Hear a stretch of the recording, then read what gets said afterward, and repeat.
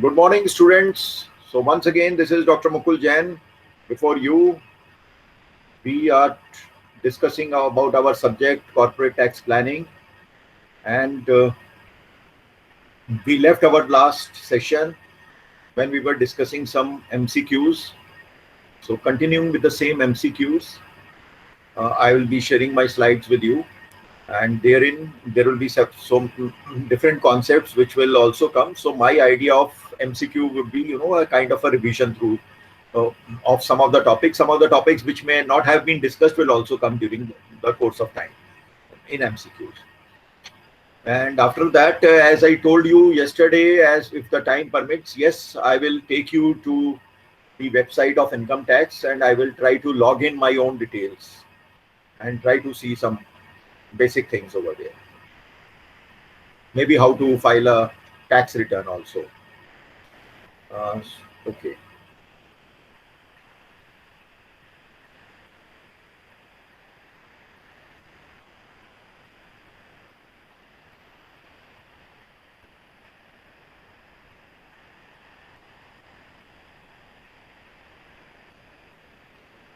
Okay, so we have come back to the same MCQ page. I hope you are able to see it. Right. So we were discussing about this question number 5. So which of them the following is not tax exempt for government employee at or at the time of retirement? Or here also, just to tell you a small rule. A, we were talking about gratuity.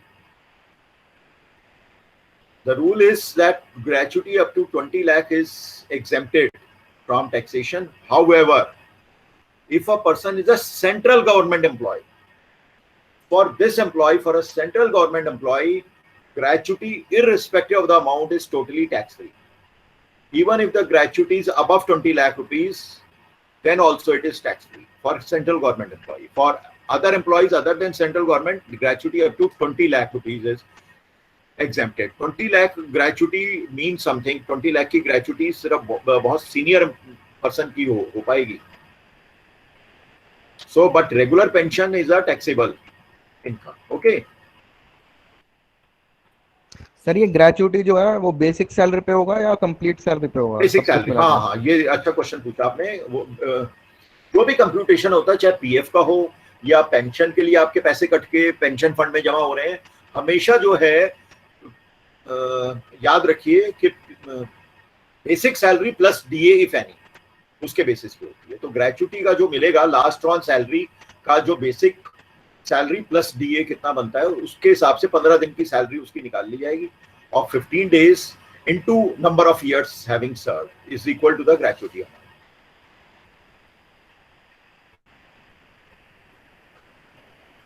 Fine. उसमें HRA और दुनिया भर के perks works वो add नहीं होते, सिर्फ basic salary plus DA. के बाद हम आते हैं क्वेश्चन नंबर 6. कहता है, ये बड़े मतलब डिफरेंट टॉपिक्स के क्वेश्चंस हैं, क्योंकि आपको ये भी मालूम होना चाहिए. देखिए 5 हेड होते हैं हमारे इनकम टैक्स के लिए. एक होता है जो हमने पहले भी बताया था, फर्स्ट डे बताया था. एक होता है इनकम फ्रॉम सैलरीज हो गया, सेकेंड हो गया income from business and profession, third हो गया इनकम फ्रॉम हाउस प्रॉपर्टी, और फोर्थ हो गया income from capital gains, and fifth हो गया इनकम फ्रॉम अदर सोर्सेज या इनकम फ्रॉम मिसलेनियस सोर्सेज. तो इनकम फ्रॉम हाउस प्रॉपर्टी में क्या क्या चीज आती है? Includes rental income, B sub tenant rental income, या house used for self business, और commercial property used for self business, या ऑल ऑफ द अबव. तो ये हेड बना हुआ है इनकम फ्रॉम हाउस प्रॉपर्टी का, उसमें कौन सी इनकम आती है?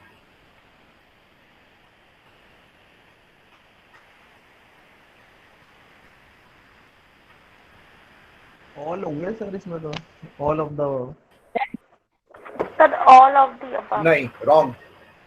सर डी नहीं होगा, बी होगा सर, बी. ए बी ए तो होगा, ए होगा सर. किसने बोला ये ए किसने बोला? आंचल. काजल ने बोला. हाँ, Kajal is your You are right. Achal. Achal, अच्छा, sorry, Achal. Achal, you are right. Thank you, sir. You are right, Achal, because house property income from जो house property का जो head है, इसमें रेंटल इनकम आती है। एक ना इसमें बड़ा कंफ्यूजन रहता है लोगों को। गवर्नमेंट ने इसका नाम रखा है इनकम फ्रॉम हाउस प्रॉपर्टी। तो हाउस प्रॉपर्टी का नाम रखा है, इसमें कोई भी रेंटल इनकम हो, हाउस प्रॉपर्टी हो। अब इसमें कमर्शियल प्रॉपर्टी, अगर मान लीजिए मेरी कोई शॉप है, मेरी कोई फैक्ट्री है, मैंने उसको रेंट पे दे दी, या मेरी कोई मॉल में शॉप है, क्या वो भी आती है? आंसर इज यस, वो भी आती है। नाम हाउस प्रॉपर्टी है, income from house property, but house property का जो भी रेंटल इनकम है वो आती है इसमें। अगर आपने, कई लोग होते हैं कि आपके पास बहुत बड़ा हाउस, आपने कोई कोठी ले रखी है, उसका कुछ पोर्शन आपने सब टेनेंट को दे दिया, sub tenancy, that will not consider to be a rental income. According to income tax law that will be considered as income from other sources. वो क्योंकि you are not a bona fide owner of the house, आपने illegally किसी को rent पे दे दिया है, आप खुद टेनेंट है, और हो सकता है ओनर ने अलाउ कर दिया चलो आपको, लेकिन फिर भी वो इनकम जो मानी जाएगी वो आपकी अदर इनकम कहलाई जाएगी, मिसलेनियस इनकम मानी जाएगी। It will not be considered as rental income according to the technical rental income kind of things. तो इसलिए बी नहीं होगा।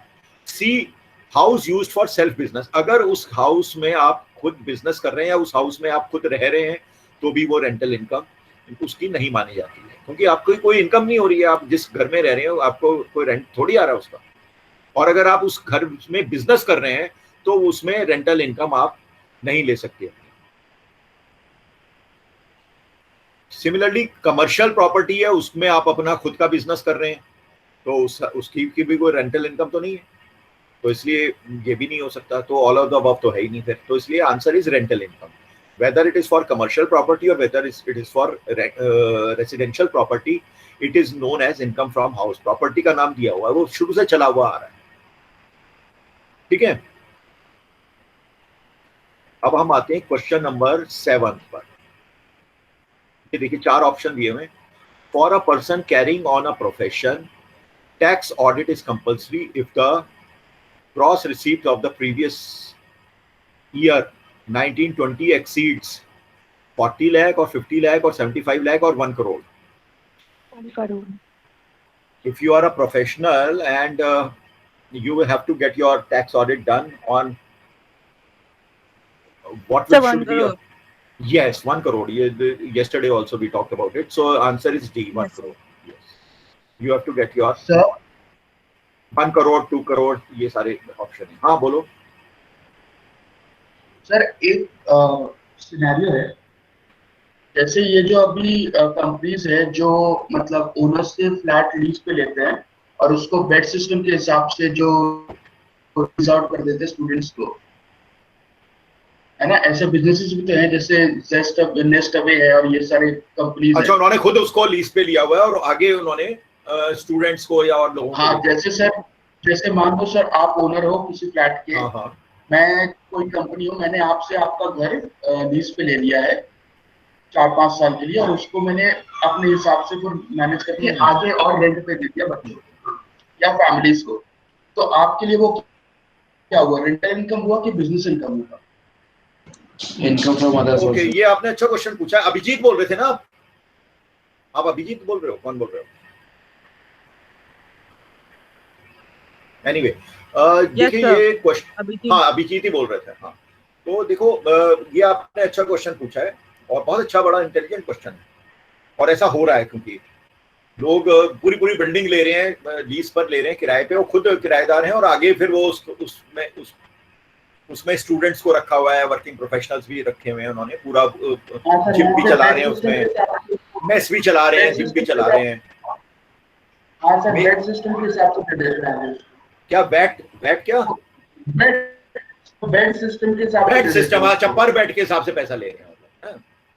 हाँ, मेरे हिसाब से सर वो ओनर के लिए कौन सा इनकम हुआ, बिजनेस हुआ कि रेंटल इनकम हुआ? हाँ बिल्कुल सही किया। मेरे हिसाब से जो मेरा इसमें इंटरप्रिटेशन है, देखिए इसमें भी डिफरेंट, अगर ये केस चलेगा कहीं इनकम टैक्स अथॉरिटीज में या कहीं कोर्ट में, तो उसके इंटरप्रिटेशन डिफरेंट हो सकते हैं, बट मेरे हिसाब से इसका इंटरप्रिटेशन ये है कि अगर मेरी प्रॉपर्टी है, मैंने उसको रेंट पे दिए हुए है, तो मेरे लिए वो रेंटल इनकम हो गई है। और वो बंदा जो चला रहा है वो बिजनेस कर रहा है उससे, तो वो पर बेड बोले उसको कुछ भी बोले, it is a business income for him. वो ना तो इसमें आएगा, सब टेनेंसी में नहीं आएगा, वो उसका धंधा है, वो उसका रेगुलर बिजनेस है। एक आता है दूसरा चला जाता है, वो पर बेड के बेसिस पे उसमें मेस की भी फैसिलिटी दे रहा है। वो कई लोग जिम भी बना रखे हैं उन्होंने, जिम की फैसिलिटीज भी दे रहे हैं और भी बहुत सारी फैसिलिटीज दे रहे हैं। तो आई थिंक वो उसके लिए बिजनेस है, तो वो उसको एज ए बिजनेस यूज कर रहा है। सो गिविंग इट, मैंने ओनर के एस्पेक्ट से सॉरी, मैंने ओनर के एस्पेक्ट से पूछा था सर। ओनर के लिए वो कौन सा ओनर के लिए रेंटल इनकम होगी, ओनर के लिए रेंटल इनकम होगी, क्योंकि ओनर और दूसरे के लिए बिजनेस होगा। Because hotel is not considered to be a rental business. Hotel business is considered to be hotel is a business. आपके कमरे हैं, आप उसको में होटल में लोगों को रख रहे हो, it is a business, it is a business income, it is not a rental income. भले यहाँ स्टूडेंट से वो मंथली ले रहा है, वो अलग बात है, but it is like a hostel चला रहा है उसके अंदर वो, तो इट इज अ बिजनेस, उसके लिए बिजनेस है। ओनर के लिए रेंटल इनकम हो। हाँ, अगर मैं ओनर हूं उसका, उस प्रॉपर्टी, और मैं ही उसमें स्टूडेंट्स को और वर्किंग प्रोफेशनल्स को रूम दे रहा हूं या पर बेड बेसिस पे दे रहा हूं, तो मेरे लिए वो बिजनेस इनकम होगी।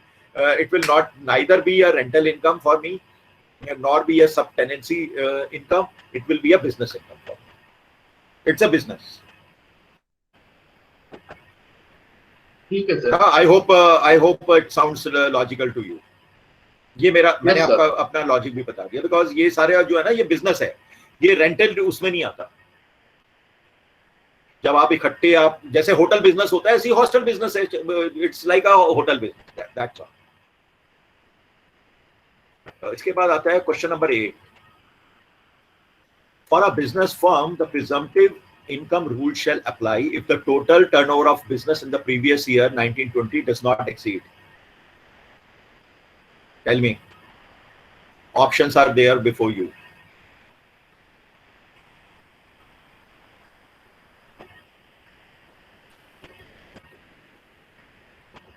कितने टर्नओवर के ऊपर प्रिजम्पटिव इनकम रूल अप्लाई कर सकते हो आप अपने ऊपर?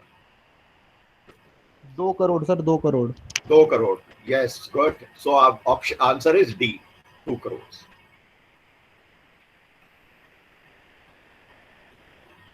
Right. Question number 9. I want everybody should be alert and listen to the questions. It may be possible that इसमें से भी randomly questions आपको मैं quiz भी भेज दूं बाद में, तो please pay attention. Question number 9 is salary, bonus, commission or remuneration due or received by a working partner from a partnership firm is taxable under the head. अगर आप पार्टनरशिप फर्म में पार्टनर हैं, वर्किंग पार्टनर हैं, और आपको salary उठा रहे हैं, बोनस मिल रहा है, कमीशन मिल रहा है, रिम्यूनरेशन किसी भी फॉर्म में मिल रहा है, ड्यू है या रिसीव कर दिया या ड्यू है आपके ऊपर, तो किस में दिखाओगे इसको आप? प्रॉफिट एंड गेन में दिखाओगे, business income from house property, income from capital gain? हाँ, कौन बोला? ये रवि ने बोला। आंचल, अच्छा। अरे यार रवि, तुम्हारी भी आवाज ना पतली सी है यार, लड़कियों वाली है कई बार ना वो। अरे रवि कहाँ चला गया तू? यही हूँ भाई। लड़कियों वाली आवाज होगी तेरी। थोड़ा अपनी आवाज को भारी करो यार रवि, अब भारी करो यार, थोड़ी भारी करो रवि, क्या? अरे चलो, सॉरी, नहीं, it was my mistake, sorry, वो मजाक में बोला रवि, शायद it was my mistake. So yes, you are right Aanchal, it is income from salary. वो जो बिजनेस इनकम मिलेगी उसमें से जो प्रॉफिट शेयर मिलता है वो कहलाएगी उसकी बिजनेस इनकम, जो बाद में उसको बिजनेस के प्रॉफिट में से जो शेयर उसको मिलेगा वो बिजनेस इनकम कहलाएगी। ये सैलरी में दिखाई जाएगी, और ये बिजनेस जो है उसको एक्सपेंस में दिखाएगा। चाहे पार्टनर को भी दिया है तो वो सैलरी में आएगा, चाहे वो उसको कमीशन बोल दीजिए, रिम्यूनरेशन बोल दीजिए, बोनस बोल दीजिए, किसी भी फॉर्म में। Sorry. Number 10, question number 10, unabsorbed depreciation which could not be set off in the same assessment year can be carried forward for how many years? Sir, 8 8 years. 8 years. 8 years. 8 years. Very good, very good. 8 years. B, 8 years.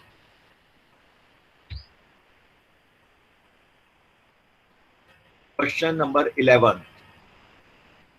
If for a business firm under the presumptive income rule, the income to be presumed under section 44 AD shall be A, 10% of the cash turnover gross receipts and 8% of turnover gross receipts received through checks, drafts and electronic means. B में वही चीज लिखी है 8% for cash and 6% for checks, drafts and electronic means. C में लिखा है 8% irrespective of the means of payment. D में है 10% and E is 12% irrespective of the means of payment. Sir वो सी होगा, सी 8 irrespective of सर 8% 8% वाला. irrespective of payment. Okay. Any other answer?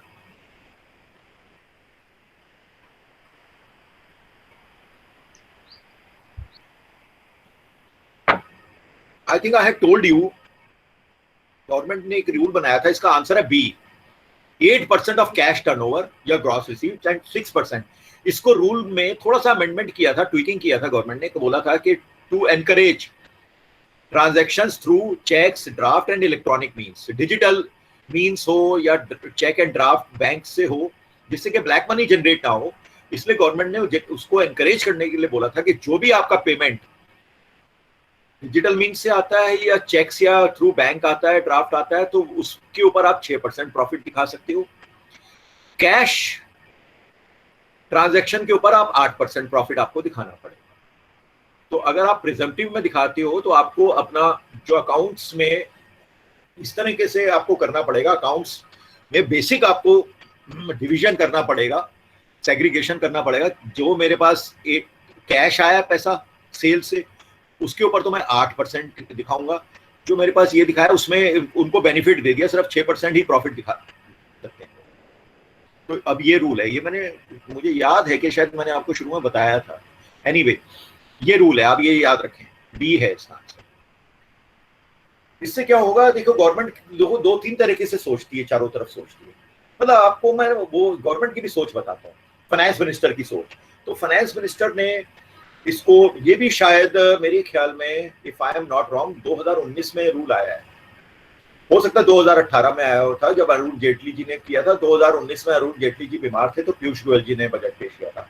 तो उनका ये कहना था कि भाई हम डिजिटलाइजेशन को एक तो बढ़ावा देंगे, जो मोदी जी का सपना है डिजिटल इंडिया का. दूसरी चीज, इससे क्या होगा कि कैश ट्रांजैक्शंस की वजह से लोग दिखाते ही नहीं है अपनी सेल्स को, टर्नओवर कोई कम दिखाते हैं. अगर मेरी टर्नओवर अगर 4 करोड़ है तो मैं 2 करोड़ दिखा दूंगा, जिससे मैं प्रिजम्पटिव स्कीम में आ जाऊंगा और उसमें मैं 8% दिखा दूंगा. तो इसलिए उन्होंने कहा अगर आप ये दिखाते हैं तो आप सिर्फ 6% ही प्रॉफिट हम आपसे प्रिज्यूम करेंगे. ठीक है, ओके, चलते हैं आगे. Question number 12. Presumptive income scheme जो है ट्रांसपोर्टर्स के लिए भी है. जो लोग अपनी कोई ट्रक चला रहे हैं या कोई भी गुड्स व्हीकल चला रहे हैं, उनके लिए है. उसके लिए 44 AE section. So in case an assessee is engaged in the business of plying hiring और leasing goods carriage, presumptive income scheme under section 44 AE is applicable if the assessee is the owner of maximum of. जैसे दूसरे businesses के लिए maximum turnover किया है 2 crore, professionals के लिए maximum revenue किया है 50 लाख. सिमिलरली ट्रांसपोर्टर्स के लिए भी एक स्कीम है. उनके लिए कितने मैक्सिमम गुड्स कैरेज वाले ट्रांसपोर्टर हैं जो प्रिजम्पटिव स्कीम में आते हैं? सर 10 गुड्स कैरेज होगा. 10. अभी ये किसने, आंचल ने बोला था दोबारा 10? अनामिका सर. अभी अनामिका सर. रवि ने बोला था सर, रवि ने. हाँ, कमलेश रवि भी बोल रहा था. अनामिका ने बिल्कुल सही बोला इस बार. 10, यस. 10 जिनके पास गुड्स कैरियर्स है ना, वो एलिजिबल है इसके लिए प्रिजम्पटिव इनकम में. इनके लिए क्या है रूल, वो भी मैं बता देता हूँ साथ में. इनके लिए रूल ये है कि 7,500 रुपया पर व्हीकल पर मंथ के हिसाब से इनको अपना प्रॉफिट दिखाना पड़ेगा. अब लॉस अगर दिखाना चाहते हैं, लॉस है वो है, तो फिर भैया रेगुलर तरीके से अपनी रिटर्न फाइल कर दो, अपने पूरे अकाउंट्स मेंटेन करो, पूरे खर्चे का अकाउंट, रेवेन्यूज का अकाउंट, पूरे बिल्स वगैरह रखो। अगर वो सब नहीं रखना चाहते हो तो 7,500 पर व्हीकल पर carriage per month, on that basis you have to show your profits, that's all. So that is, they come under 44AE. This is also presumptive income scheme for a small goods carrier. Basically it is meant for small goods carrier. Okay, now we come to question number 13. The provision of indexation is allowed for long-term capital gains in the case of following instrument. हाँ, मैंने आपको indexation जो पढ़ाया था ना, indexation long term capital gain के लिए लगता है, ये तो आपको बताया था, उसका फॉर्मूला भी बताया था, CII एक्सेट्रा करके। तो वो किस किस के ऊपर लगता है, देखो मैंने बड़े इंटेलिजेंट क्वेश्चन, ये मैंने कहीं से कॉपी नहीं किए क्वेश्चन, ये मैं आपको बता दूं, ये मैंने खुद बनाए इनके ऑप्शंस। बुक्स में आपको बड़े इंटेलिजेंट क्वेश्चंस हैं ये 1 नंबर वाला क्वेश्चन नहीं है, कम से कम 5 नंबर वाला एक क्वेश्चन है ये। सर ई एक मिनट, ई नहीं, ई गलत है, क्योंकि इक्विटी म्यूचुअल फंड के ऊपर तो लगता ही नहीं है लॉन्ग टर्म कैपिटल के, सी, तो सी बचता है। देखो ये सबसे बढ़िया है, ये भी थोड़ा सा, तो इनकम टैक्स वाला ही जो गोल्ड पे भी इंडेक्सेशन का आपको बेनिफिट मिलता है। गोल्ड आपके पुराने, आपकी दादी जी का गोल्ड, दादाजी का गोल्ड खरीदा होगा या परदादा जी का गोल्ड खरीदा होगा, वो कितने तोले पहले तोला चलता था, और आज देख लो रेट जो है 55,000 तक पहुंच गया, 55, 52, 53 ये चल रहा है। तो आप बताओ उसके ऊपर कैपिटल गेन अगर आप गोल्ड बेचने लगे तो आप तो बर्बाद हो जाओगे। तो इंडेक्सेशन गोल्ड में भी मिलता है, किसी भी कमोडिटी में, गोल्ड सिल्वर में इनमें मिलता है, रेसिडेंट प्रॉपर्टी में मिलता है, डेट म्यूचुअल फंड में मिलता है, इक्विटी में नहीं मिलता। मैंने हाँ थोड़ा सा इसको मैं चेंज कर दूंगा, एक तो मैं इक्विटी निकाल दूंगा, जिससे कि और थोड़ा और डिफिकल्ट बन जाएगा। फिर ये इसमें निकाल देता हूँ इक्विटी म्यूचुअल फंड। ये देखो, ये अब थोड़ा सा और अच्छा बन गया क्वेश्चन। डेट म्यूचुअल फंड में बनता है, हाउस में बनता है, गोल्ड में, बट शेयर्स में नहीं मिलता, तो ए नहीं है। बी में इक्विटी म्यूचुअल फंड में नहीं मिलता, तो यहाँ से खत्म हो गया ये। सी में तीनों में मिलता है, डी में इक्विटी म्यूचुअल फंड आ गया तो नहीं है, ई में भी म्यूचुअल फंड आ गया, बात खत्म।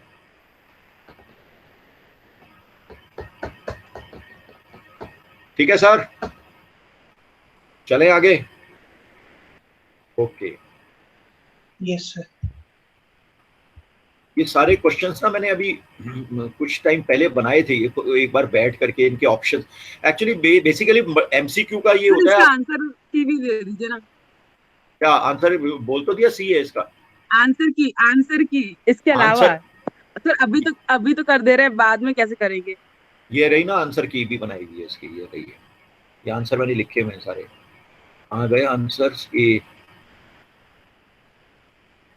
लिखे हुए मैंने इसके, एक अलग आ गया भाई। अभी मैं शो कर दूंगा तो आप लोग तो फोटो ले लोगे उसकी, लेकिन आपको क्विज भेजूंगा तो ऐसे थोड़ी भेजूंगा, तो एट रैंडम भेजूंगा आपको। एट रैंडम है मेरे पास, इसकी की भी है। एक मैंने आंसर्स में लिखे हुए क्वेश्चंस। सर ये क्वेश्चंस भेजेंगे आप? हाँ हो सकता है, बिल्कुल।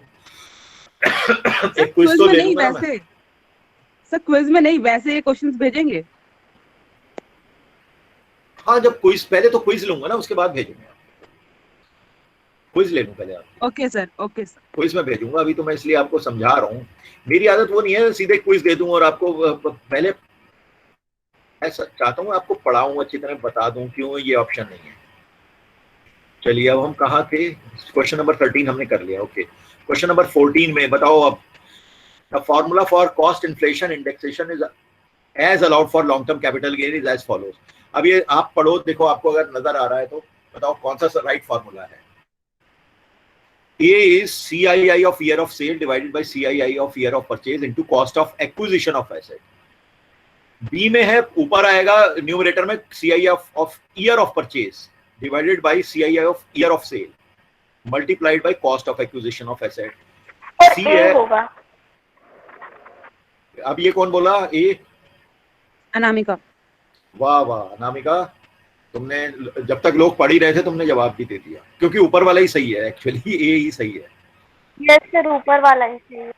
ईयर ऑफ सेल, क्योंकि सीआईआई ईयर ऑफ सेल का बड़ा होगा ना, न्यूमरेटर हमेशा बड़ा होना चाहिए, उसको डिवाइड करोगे आप परचेज के, सीआईआई हमेशा कम होगा, तो आपके पास एक वो मिल जाएगा, इसका मल्टीपल मिल जाएगा। तो मल्टीपल को आप मल्टीप्लाई, मैंने किसी में दिया हुआ selling price of asset, selling price से नहीं मल्टीप्लाई करते, cost of acquisition of asset से करते। जैसे मैंने कोई प्रॉपर्टी खरीदी थी 10 लाख रुपए की, 20 साल पहले खरीदी थी, तो सेल का इस साल का ऊपर आएगा, 20 साल पुराना नीचे आएगा डिनोमिनेटर में, तो मेरे पास नई कॉस्ट निकल जाएगी। सपोज मल्टीपल आया 5 टाइम्स, तो 5 टाइम्स हो गई कॉस्ट मेरी जब मैंने जो 20 साल खरीदा था, तो ए इज द आंसर। ठीक है, इसमें आगे ऊपर मैंने परचेज दे दिया तो ये गलत हो गया। इसमें सी में ये सही है, but into selling price of the asset कर दिया तो नहीं, सेलिंग प्राइस से मल्टीप्लाई नहीं करते, कॉस्ट ऑफ एक्विजिशन से, कॉस्ट प्राइस से करते हैं। यहां भी सेलिंग प्राइस आ गया डी में, तो ये भी गलत हो गया। ई में क्या कर दिया मैंने? ईयर ऑफ परचेज कर दिया ऊपर यहां पर सीआईआई का, तो इसलिए गलत हो गया। Question number 15, agricultural income is exempt provided the land is situated in India, the land is situated whether in India or abroad, land is situated only in the rural part of the India, all of the above, none of the above.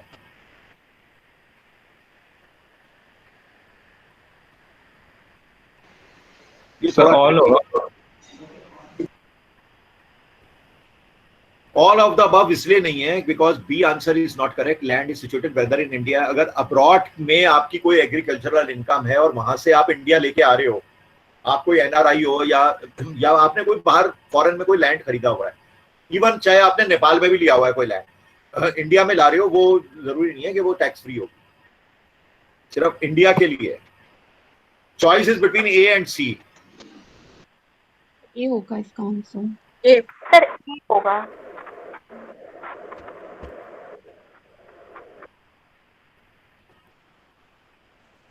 is situated only in the rural part of the India, ये थोड़ा सा tricky है sir. Tricky है, क्योंकि इन्होंने ना government ने ये भी बोला हुआ है कि अगर शहर में आपका कोई फार्म हाउस है, बहुत सारे लोगों के हैं फार्म हाउस में, वो लोग ना सब्जी उगा रहे हैं और भी धान बहुत सारी सब्जियां वगैरह इस तरह की, नर्सरी वर्सरी का कभी काम किया हुआ है, और होटल में सप्लाई कर रहे हैं, उसको इन्होंने एग्रीकल्चरल इनकम नहीं माना है गवर्नमेंट ने।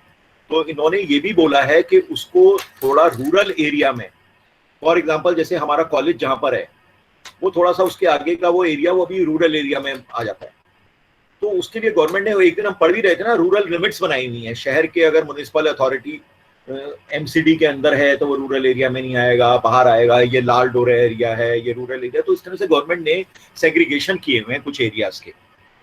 तो इसका एग्जैक्ट टेक्निकल आंसर मेरे हिसाब से सी है इसका, only in the rural part of India को मैं थोड़ा सा इसको चेंज कर दूंगा, इसको मैं बोल सकता हूं नोटिफाइड ओनली की बजाय notified in the rural part of, notified as the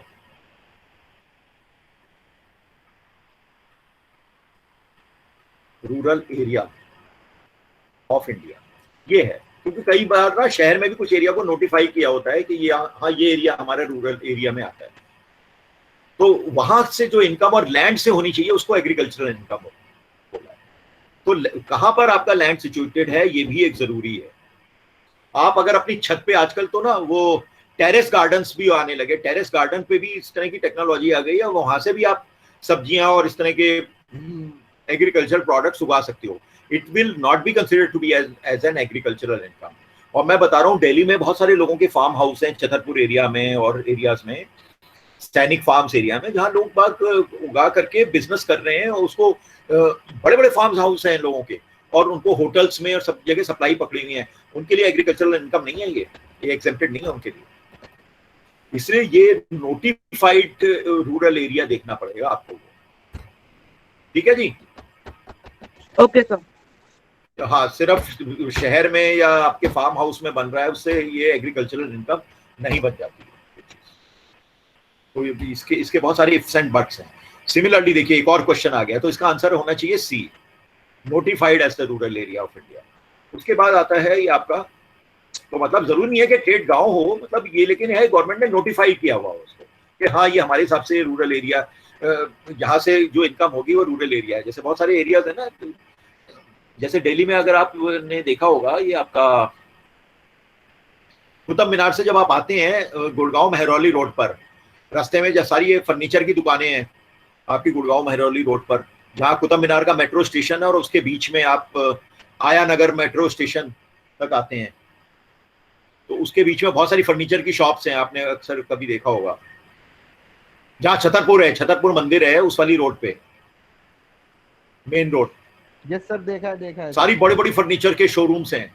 वो सारा एरिया लाल डोरा एरिया नोटिफाइड है। वो उस एरियाज में पीछे तो बहुत सारा गवर्नमेंट का वो चला था, अभियान चला था, उन्होंने सारी बिल्डिंग्स तोड़ दी थी लोगों की कि आप यहाँ कंस्ट्रक्शन नहीं कर सकते हैं। तो इस तरह से बहुत सारे गवर्नमेंट के इस तरह नोटिफाइड एरियाज होते हैं शहर में भी।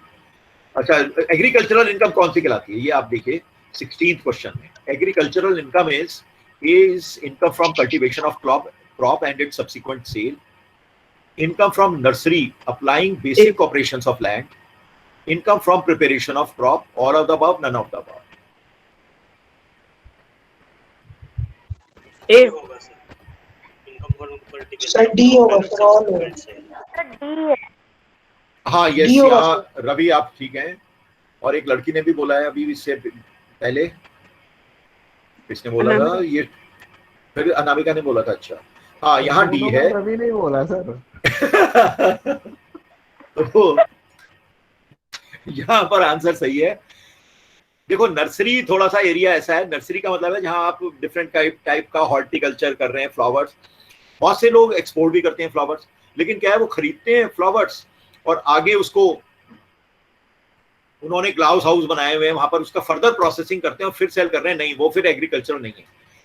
Income from nursery applying basic operations of land, आप लैंड के ऊपर काम करके उसको जमीन से जो चीज उगा रहे हो, चाहे वो क्रॉप है, चाहे वो सब्जी है, चाहे वो धान है, चाहे वो वीट है, चाहे वो गन्ना है, जब आप कल्टीवेट कर रहे हो क्रॉप से, तब वो एग्रीकल्चरल इनकम कहलाती है। उसके बाद आप उसको एग्रीकल्चरल प्रोडक्ट्स में आप डील कर रहे हो, तो वो एग्रीकल्चरल इनकम नहीं है, ये याद रखना हमेशा। प्रिपरेशन ऑफ क्रॉप को आपने प्रिपेयर किया है, वो हाँ इनकम है एग्रीकल्चरल इनकम की, बट ये नहीं है आपने तैयार माल खरीदा, उसके ऊपर फिर फर्दर वैसे ऑपरेशंस कर रहे हो उसको मेंटेन करने के लिए, उसके ऊपर पैकिंग वैकिंग कर रहे हो, that is not agricultural income.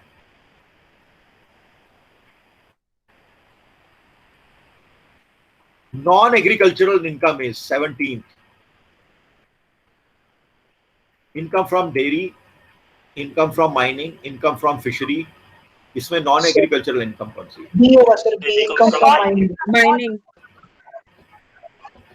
All of the above. All of the above है। फिशरी, डेयरी, ये सब कोई भी नॉन, सारी एग्रीकल्चरल इनकम कोई नहीं कहलाती। सर फिशरी वगैरह तो अब उसमें आती है ना?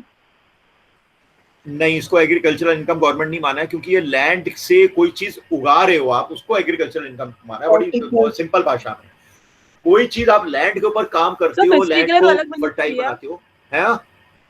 सर फिशरी के लिए तो अलग डिपार्टमेंट है शायद। डिपार्टमेंट अलग है, but it is not considered to be agricultural income, because agricultural income is tax free in India. Fishery के लिए अलग डिपार्टमेंट जरूर है, बट फिशरी के लिए भी जो भी टैक्स होगा, हो सकता है उसमें कोई टैक्स का रिबेट है, वो मैं नहीं जानता अभी, but fishery is not considered to be an agricultural income. अब माइनिंग में कई लोग कहते हैं कि ये भी तो लैंड से हम कुछ सामान, खदान वगैरह जो होती हैं उसमें हम निकाल रहे हैं, कोयला निकाल रहे हैं, बट इसको गवर्नमेंट ने एग्रीकल्चरल इनकम नहीं माना है। माइनिंग एक अलग सेक्टर है, it is not considered to be agriculture. Sir अगर क्या कहता है कोई कमर्शियली एग्रीकल्चरल इनकम, मतलब कोई कमर्शियली कमा रहा है एग्रीकल्चर से, तो जब भी टैक्स फ्री होगा। जैसे ऑर्गेनिक प्रोडक्शन बहुत कंपनीज करती है आजकल, तो उस पे टैक्स नहीं देते वो, अगर वो ऑर्गेनिक फूड बेच रहे हैं तो। हाँ यस, अगर वो खुद उसका कल्टीवेशन कर रहे हैं तब। तब वो एग्रीकल्चरल इनकम में आएगी, तब वो नहीं देंगे। हाँ, अगर आप कहीं से फार्मर से खरीद रहे हैं, फार्मर के लिए एग्जेम्प्ट है, और आप खरीद के उसको पैकिंग वैकिंग करके ऑर्गेनिक का अपना लेबल लगा के दे रहे हैं, तब वो नॉन एग्रीकल्चरल हो गई। आपको ये दिखाना पड़ेगा कि मैं फार्म टू प्रोड्यूस कर रहा हूँ, फार्म टू मार्केट कर रहा हूँ, फार्म टू फॉर्क। आजकल एक कॉन्सेप्ट आया फार्म टू फॉर्क, मतलब फार्मिंग से लेकर के हमने फॉर्क जब तक लोगों की टेबल पे आ गया और वो फॉर्क से खा रहे हैं, तब तक एक ही कंपनी कर रही है, तब वो एग्रीकल्चरल दिखा सकती है उसको। हाँ, ये एक ऐसी एक्चुअली कंट्रोवर्सी आई थी कॉफी मेकिंग में, जैसे टाटा कॉफी और बड़ी बड़ी कंपनीज लगी हुई है कॉफी में। अब टाटास के ना बहुत बड़े बड़े गार्डन्स हैं, टी गार्डन्स या कॉफी गार्डन्स हैं। यस सर, साउथ में बहुत सारे हैं उनके। उनका ये कहना था हमारी सारी इनकम को एग्रीकल्चर करा दो। तो उसमें गवर्नमेंट ने क्या किया, उन्होंने कहा कि उसके बहुत सारे प्रोसेसेस हैं, टी के भी बहुत सारे प्रोसेस होते हैं जब तक वो फाइनली आपके पास पहुंचती है। तो उन्होंने टी में कहा है कि पार्टली इनकम उन्होंने माना है एग्रीकल्चर है, पार्टली उसको माना है नॉन एग्रीकल्चर है। तो जो आप ऑर्गेनिक फूड की बात कर रहे हो ना, जो सब्जियां हमारे पास लेबल लगा के मिलती हैं, बहुत सारी चीजें ऑर्गेनिक के नाम से मिलती हैं आज, तो उसमें गवर्नमेंट क्या करती है कि पार्टली उनका जो प्रोसेस है उसको एग्रीकल्चरल वहां तक देती है। उसके बाद का जो प्रोसेस आपने, जहां वो किसी प्रोसेस में मशीन के अंदर आ गई वो चीज, तो वो उस पॉइंट से लेकर के वो नॉन एग्रीकल्चरल। तो टाटास की पार्ट इनकम जो होती है, टाटा टी या कॉफी में जो लोग डील कर रहे हैं, पार्ट इनकम उनकी एग्रीकल्चरल मानी जाती है। एक प्रोसेस बीच की स्टेज के बाद से वो नॉन एग्रीकल्चरल मानी जाती है।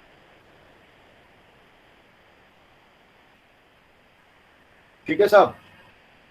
तो डेयरी वेरी जैसे गांव में बहुत होती हैं डेयरियां, लोग चला रहे हैं, बट उसकी इनकम को उन्होंने एग्रीकल्चरल गवर्नमेंट ने नहीं माना, एग्जेम्प्टेड लिस्ट में वो नहीं है। ये देखो, ये आ गया मेरा वही वाला क्वेश्चन आ गया, मैंने दिया partly agricultural income is a income from tea garden processing भी हो सकती है, इनकम फ्रॉम नर्सरी भी हो सकती है पार्टली, और income from self growing trees. कई ऐसे ट्रीज हैं वो अपने आप सेल्फ ग्रोइंग हो जाते हैं, आपने उनको बेचा, उसमें आपकी मेहनत नहीं लगी है। तो कई ऐसे ट्रीज हैं जिनको पार्टली माना है। ये सर नारियल अब ये देखो, ये पढ़ना पड़ेगा सेल्फ ग्रोइंग ट्रीज के, और अंदर जाना पड़ेगा। आप कभी गूगल पे जाएं या इसमें पढ़ें सेल्फ ग्रोइंग ट्रीज में कौन से आते हैं, पॉपुलर के आते हैं या यूकालिप्टस के, वैसे तो उगाने पड़ते हैं, लेकिन कई ऐसे ट्रीज हैं, ये उनकी स्पेशल कोई जाति होती है ट्रीज की, वो बड़े बड़े हो जाते हैं, उनको फिर आपने बेचा, उनकी लकड़ी बेची या कुछ बेची है, तो उसको पार्टली माना है। नर्सरी में भी बहुत सारी कॉन्ट्रोवर्सीज हुई, बहुत सारे केसेस चले हैं इनकम टैक्स डिपार्टमेंट्स में कि नर्सरी की कुछ इनकम को, जहां तक आपने उनको सींचा है जमीन को, उसका इरिगेशन किया है, उसको फूलों को बनाया है, उसके बाद ये अगर और प्रोसेस आए हैं तो उस केस में भी उन्होंने पार्टली माना है, वहां तक के प्रोसेस को माना है, उसके बाद जो फर्दर प्रोसेसिंग की है उसको शायद नहीं माना है।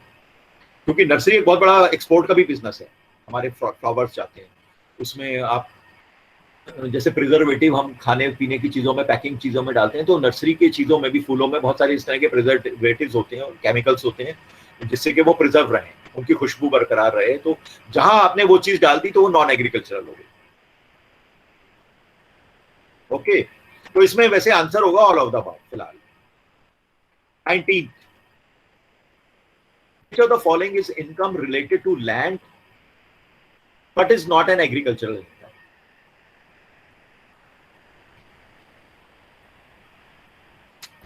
ये तो आसान ही है क्वेश्चन, अब ऊपर के कर लिए तो। ए होगा सर। हाँ, ए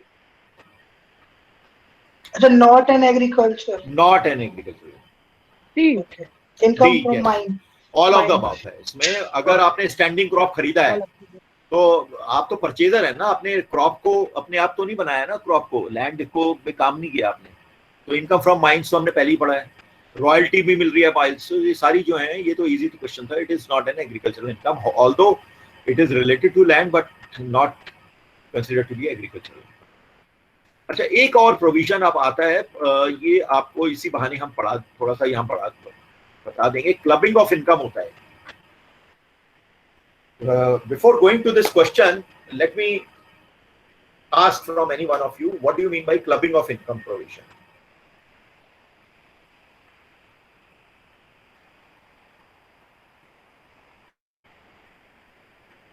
Anybody having an idea of clubbing of income? Quickly, Neha, Anamika, जो लोग अभी बोल रहे थे, अभिजीत, कमलेश. सर जैसे income of wife is clubbed with income of husband. हाँ, यस, गुड गुड. किसने बोला ये अभी? मुझे दिख नहीं रहा है इसमें. अनामिका. अनामिका ने, हाँ बिल्कुल ठीक बोला. इनकम क्यों क्लब करते हैं उसको? Income of wife with husband. The tax burden को रिड्यूस करने के लिए. टैक्स बर्डन को रिड्यूस करने के लिए, या और कोई रीजन है? देखो, अब मैं थोड़ा सा इसको ब्रीफली आपको बता देता हूँ before going to the question. 2 बार टैक्स भरना पड़ेगा, एक ही बार भर देते हैं. नहीं, ये केस हो सकता है income earn by some minor child is club. हाँ, वो भी माइनर चाइल्ड का भी क्लबिंग होता है, हस्बैंड वाइफ का क्लबिंग होता है मेनली. तो देखो ऐसा है इसमें. हाँ, इसका देखो बेसिकली बता देता हूँ मैं आपको. सपोज मैं अपनी इनकम, आपको पता है टैक्स स्लैब चलते हैं इंडिविजुअल्स में कि पहला 2.5 लाख 0%, अगला 2.5 लाख 5%, अगला 5 लाख 20%, और फिर अगला बैलेंस 30%, और फिर उसमें भी एक सरचार्ज लग जाता है फिर एक इनकम के बाद. तो ये सारी चीजें हैं. जैसे जैसे हमारी इनकम बढ़ती है हमारा टैक्सेशन रेट इज इंक्रीजिंग. तो उसमें पब्लिक बहुत होशियार हो सकती है. अब जैसे सपोज कर लीजिए मेरी 10 लाख के ऊपर मेरी इनकम कितनी आती है. मैंने जैसे HUF का कॉन्सेप्ट आपको बताया था, वो मैं आपको खोलता हूँ. HUF के कॉन्सेप्ट में तो ठीक है भाई, मैंने एक HUF खोल लिया, अपनी कुछ इनकम शेयर्स की इनकम HUF में दिखा दी. बट मैं क्या कर सकता हूँ, मेरे पास इनकम आ रही है मेरी लेट्स से 10 लाख. मैं बहुत सिंपल एग्जांपल लेता हूँ. मैंने 5 लाख अपनी वाइफ को गिफ्ट दे दिया. 5 लाख पे इनकम मेरी कितनी बनेगी? पहला 2.5 लाख 0%, अगला 2.5 लाख 12.5%, सॉरी 5%, तो 12,500 रुपया मेरी इनकम हो गई. 12,500 के ऊपर 5 लाख की इनकम वालों को गवर्नमेंट एक छूट देती है 87A में, 12,500 रुपए की रिबेट देती है. तो मेरा टैक्स कितना हो गया? 0. सिमिलरली मैंने वाइफ को दे दिया अपनी 5 लाख रुपया, उनका भी इसी तरह 0 हो गया. और वैसे 10 लाख पे कितना टैक्स बनता? पहला 2.5 लाख 0%, अगला 2.5 लाख 12.5%, अगला 5 लाख 20%, यानी 20,000 और 12,500, 32,500 रुपया टैक्स बनता मेरा. उसके ऊपर सेस लगता 4%. तो मैंने 33,000 रुपया बचाने के लिए 5 लाख रुपया, घर के घर में बात है ना, 5 लाख रुपया कोई चैलेंज नहीं कर सकता legally. I have given to my spouse, तो टैक्स 0 कर लिया. तो so therefore government says that we are not fools. We will, if you give any gift to your wife as a gift or whatever money, we will consider it as your income only. We will club with your income only. This is called clubbing. Clubbing means to consolidate, to add with the income of the original person who has generated this income. Similarly, if I have got income of 20 lakh rupees in a year, I give 5 lakh to my wife, 5 lakh to my one son, 5 lakh to another daughter. So here also clubbing provision will apply. So even if I give any money to my children, especially minor children, then also it will be considered as my income. They are saying we will tax as your income. This is your money, you can give it to anybody. You give it to your wife, you give whole money to your wife, you give whole money to your children. We have no objection. But you pay tax to us. We will club in with your income only. This is called clubbing provision. This is as simple as that. However, if the wife has earned her own income by virtue of her skills, her qualification, then it is her individual income. Then it is not club. Similarly, if a minor child has earned an income by by winning some quiz show, like nowadays you see many television shows, the kids are earning some money in some game or in some dance show or in some singing show, then it is their own income. Then it is not clubbed with the parent. And not only that, this is also another important thing. Even if I give some money, I give say 5 lakh to my wife. My wife invested in a fixed deposit of a bank. After 1 year, she earns an interest on that 5 lakh rupees. Let's say 10% पे उन्होंने कहीं invest किया, shares में किया या bank में किया, कहीं पे भी किया, उन्होंने 10% की इनकम 5 लाख के ऊपर 10% 50,000 रुपया कमाया, वो 50,000 भी मेरी ही इनकम में क्लब होगा. So even money earned, any money earned from that amount will also be clubbed with the original person only. This is called clubbing provision. Sir, only in the case of if wife is not working or when wife is working, then also. Then also, जो wife work कर रही है तो उसका अपना जो amount है वो सिर्फ उसका अपना अमाउंट है. मैं तब भी उसको कोई पैसा उसके नाम पे ट्रांसफर करता हूँ अपनी वाइफ पे, या वाइफ ने हस्बैंड को किया, vice versa, it will be clubbed with the original person income only. और यही नहीं, देखो रूल इतना स्ट्रांग है, थोड़ा सा अनजस्टिस भी है इस रूल में. एक और रूल बताता हूँ इसमें क्लबिंग का. अगर एक बिजनेस है और हस्बैंड वाइफ बिजनेस में पार्टनर्स हैं, दोनों ने मिलकर के बिजनेस किया, तब भी ये रूल है कि आपको ये प्रूफ करना पड़ेगा कि वाइफ का उसके अंदर एक्टिव पार्टनरशिप है. द वाइफ हो या हस्बैंड हो, क्योंकि नॉर्मली हम वाइफ का नाम यूज करते हैं, क्योंकि इंडिया में ना ज्यादातर वाइफ्स के नाम लोग क्या करते थे कि ये पहले की कहानी है, तब से रूल बना हुआ है. पहले क्या करते थे कि ज्यादातर लोग जेंट्स ही लोग बिजनेस करते थे, और बिजनेस फैमिली में तो खासतौर पे लेडीज को बिजनेस के लिए में अलाउ नहीं करते थे कि यार बिजनेस में आप क्या करोगी, जब जेंट्स है ना घर के वो करेंगे बिजनेस. लेकिन लेडीज का नाम एज अ पार्टनर दिया करते थे टैक्स बचाने के लिए. तो तब गवर्नमेंट ने ये रूल्स बनाए थे. मुझे याद है हमारे grandfather was used to be in business, तो मेरी मदर पार्टनर होती थी. क्लबिंग बचाने के लिए क्या होता था, फादर इन लॉ के साथ डॉटर इन लॉ कर देते थे, सन के साथ मदर को बना देते थे पार्टनर. और जबकि हमारी दादी जी जो थी उनको कुछ पता नहीं था, वो तो बड़ी बहुत ज्यादा पढ़ी लिखी भी नहीं थी, बट उनको पार्टनर बनाया हुआ है. तो गवर्नमेंट ने इसके लिए ये क्लबिंग प्रोविजन लगा दिया कि अगर आप ये प्रूव नहीं कर सकते उनकी क्या क्वालिफिकेशन या उनका क्या योगदान है बिजनेस फर्म में, तो हम तो उनकी इनकम नहीं मानेंगे, हम उसमें क्लब कर देंगे. जो दूसरा पार्टनर है, हस्बैंड है तो हस्बैंड की इनकम में क्लब कर देंगे, जिसका शेयर ज्यादा है उस पार्टनरशिप फर्म में उसकी इनकम के साथ क्लब कर देंगे. Father in law daughter in law है तो फादर इन लॉ की इनकम के साथ क्लब कर देंगे. अगर डॉटर इन लॉ का शेयर ज्यादा है तो डॉटर इन लॉ की इनकम के साथ क्लबिंग कर देंगे. तो ये सारे रूल्स बनाए हुए हैं. This is called clubbing. अब वेदर इट इज अनजस्ट और not, but these are the rules.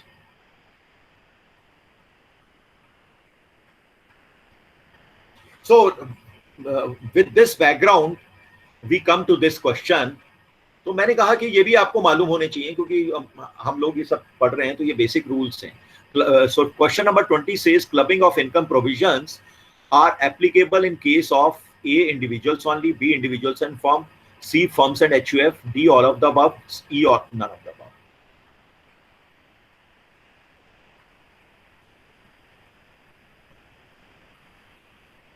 Sir individuals होगा ना? नहीं, मैंने अभी बताया ना, इंडिविजुअल फर्म के ऊपर भी लागू होता है. अगर फर्म में हस्बैंड वाइफ हैं पार्टनर्स, और आपको प्रूफ करना पड़ेगा कि तो भी क्लबिंग लग जाता है फर्म्स में. इंडिविजुअल एंड फर्म्स के साथ भी है ये, इंडिविजुअल्स के साथ भी है ये. और फर्म्स और एचयूएफ का भी है इसमें कॉन्सेप्ट के, फर्म्स का और एचयूएफ में इसमें भी कॉन्सेप्ट है. तो ऑल ऑफ द अबव है इसमें. क्लबिंग प्रोविजंस हैं. These are very harsh provisions.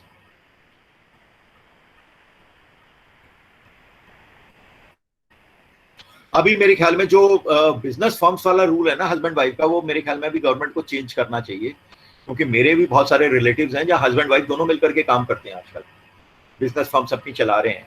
तो आजकल लेडीज का पूरा फर्म्स में, डॉटर्स भी एक्टिवली आजकल एमडीज बन रही हैं. तो सक्सेशन प्लान पहले होता था बॉयज में ही होता था कि अपने बेटे को ही कोई टेक ओवर करेगा फर्म्स में. आजकल लड़कियां भी बहुत कर रही हैं. तो ये जो रूल्स हैं बहुत पुराने बने हुए हैं, अब आजकल उनका रेलिवेंस नहीं रहा. एनीवे, तो ये 21 भी यही है. देखिए रूल जो मैं बता रहा था, in case where both husband wife have substantial interest and both are getting remuneration from the business firm, then the remuneration of both shall be clubbed in the hands of.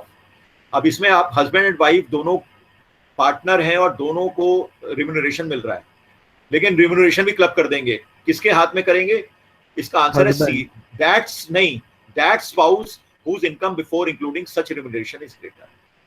अच्छा, जिसका ज्यादा होगा, जिसका ज्यादा है, अगर हस्बैंड का ज्यादा दिखाया हुआ है तो उसके पास क्लब कर देंगे, उसी की इनकम मानेंगे। वाइफ का ज्यादा है तो वाइफ की क्लब कर देंगे।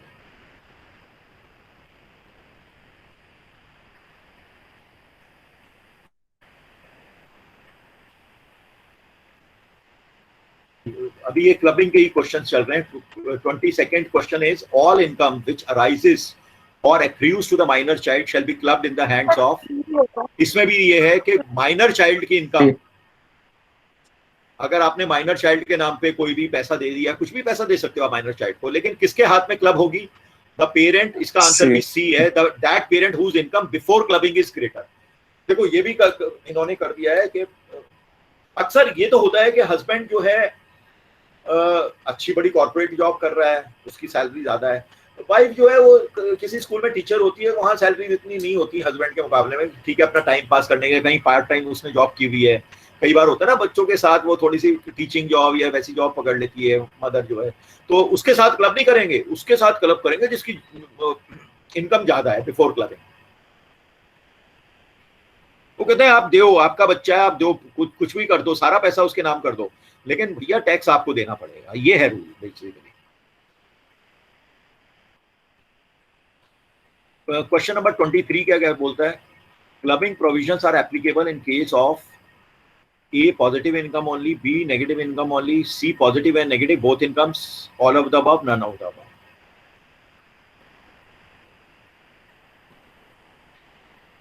नेगेटिव इनकम से क्या मतलब हुआ? लॉस। अगर लॉस हुआ है तो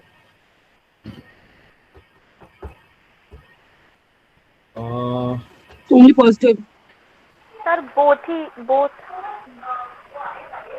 क्लबिंग का मतलब है कि क्या एडजस्टमेंट होगा क्या नेगेटिव इनकम का? अगर मेरा लॉस हुआ है और उस इनकम से तो सेट ऑफ तो होगा, हाँ, तो नेगेटिव इनकम भी कंसिडर की जाएगी। अगर मैं सपोज मेरे को बिजनेस में लॉस हुआ है और मैंने अपने बेटे को कुछ पैसे दे दिए हैं, तो उसके साथ तो एडजस्टमेंट हो गई ना, तब फाइनली टैक्स लगेगा मेरे ऊपर। तो जब मेरे साथ क्लब कर रहे हो तो पॉजिटिव को भी करो और नेगेटिव को भी करो क्लब।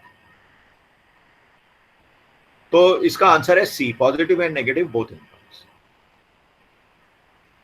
मैंने बताया ना, हाँ, इसमें एक और रूल है। देखो मैंने बताया था अगर मैंने अपनी वाइफ के नाम कुछ पैसा कर दिया और वाइफ ने उसको इन्वेस्टमेंट करके पैसा कमा लिया, वो पैसा भी मेरे नाम पे जोड़ देंगे वो। अगर वाइफ ने उस पैसे से लॉस कर दिया तो लॉस भी तो भैया मेरे इनकम में जोड़ोगे। एक तो रूल ये हो गया, तो इसलिए नेगेटिव, पॉजिटिव एंड नेगेटिव।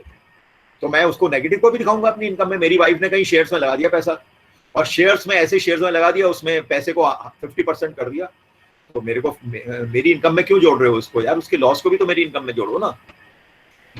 अब इसमें रूल ये है, मेरी वाइफ ने एफडी करी थी, लेट्स से एफडी से पैसा कमा लिया है, साल में 1 लाख रुपया इंटरेस्ट आया, वो आपने मेरे में जोड़ दिया, मेरी इनकम में जोड़ दिया, बट वो 1 लाख से फर्दर मेरी वाइफ ने ही फर्दर बिजनेस किया, फिर उससे जो पैसा कमाया, सेकेंड टाइम जो पैसा कमाया उस पैसे से, वो मेरी इनकम में क्लब नहीं होगा। फर्स्ट टाइम जो पैसा कमाया है वो मेरी इनकम में ऐड होगा, सेकेंड टाइम में ऐड नहीं होगा। ये याद रखो। इसके भी देखिए सब रूल्स के तरीके होते हैं। इसके लिए चार्टर्ड अकाउंटेंट्स वगैरह क्या बताते हैं कि आप अपनी वाइफ को क्यों गिफ्ट क्यों दिखाते हो यार? आपकी इनकम में जुड़ेगा। आप अपनी वाइफ को लोन दिखा दो, कोई चैलेंज नहीं कर सकता। मैं अपनी वाइफ को लोन दिखा रहा हूँ, मेरी वाइफ मेरे को इंटरेस्ट दे रही है या बिजनेस कर रही है। सपोज मेरी वाइफ को कोई बुटीक खोलना है घर में, तो मेरे से लोन दिखाओ ना उसको, तो उसकी इनकम जो बुटीक से जो इनकम होगी वो उसी की हो जाएगी फिर वो। और अपने लिए मैं ये तो दिखा सकता हूँ कि मैंने इंटरेस्ट फ्री दे दिया उसको, इसको कोई चैलेंज नहीं कर सकता। मैंने इंटरेस्ट फ्री उसको लोन दे दिया, वो बाद में मेरे को इंस्टॉलमेंट दे करके अपने नाम पे उसको पैसे वो कर लो बिजनेस से। हर चीज के तरीके होते हैं देखो, इसलिए जो रूल्स होते हैं उसके तरीके जानो टैक्स बचाने के। क्या कम से कम इंटरेस्ट लगा दो, गवर्नमेंट भी तो कम से कम लोन देती है ना, 5% पे लोन देती है, 3% पे लोन देती है, 3% दिखा दो। मैंने साल का 3% पे लोन दे दिया अपनी वाइफ को। और क्वेश्चन नहीं उठेंगे उसमें कि यार मैं इंटरेस्ट तो ले ही रहा हूँ ना, खत्म हो गई बात। अब आते हैं हम 24th क्वेश्चन पे। इंटरेस्ट आ रहा है आपको इन क्वेश्चंस में? यस तो सर। एक तरह से मैं आपको पढ़ा रहा हूँ, मतलब एक क्वेश्चन आंसर सिर्फ ये नहीं है कि आंसर ही बता दिया आपको। ओके, तो क्वेश्चन नंबर 24, इसको थोड़ा नीचे कर लेते हैं ताकि एक साथ आपको ऑप्शन दिखें। ओके, 24th क्वेश्चन बोलता है in case the parents are separated, इसी में क्लबिंग में क्वेश्चन आया है, the income of the minor child will be included in the income of parents. जब सेपरेट हो गए, whether डाइवोर्स हो गया या नहीं हुआ, कोर्ट कई बार होती है सेपरेशन रहेगा, डाइवोर्स लीगली नहीं हुआ बट सेपरेट हो गए हैं आपस में। अब इस केस में income of minor child will be included in the income of A that parent who maintains the minor child, father mother, या फादर और मदर एट देयर ऑप्शन, और none of the above. A होगा sir. Sir ए होगा इसमें।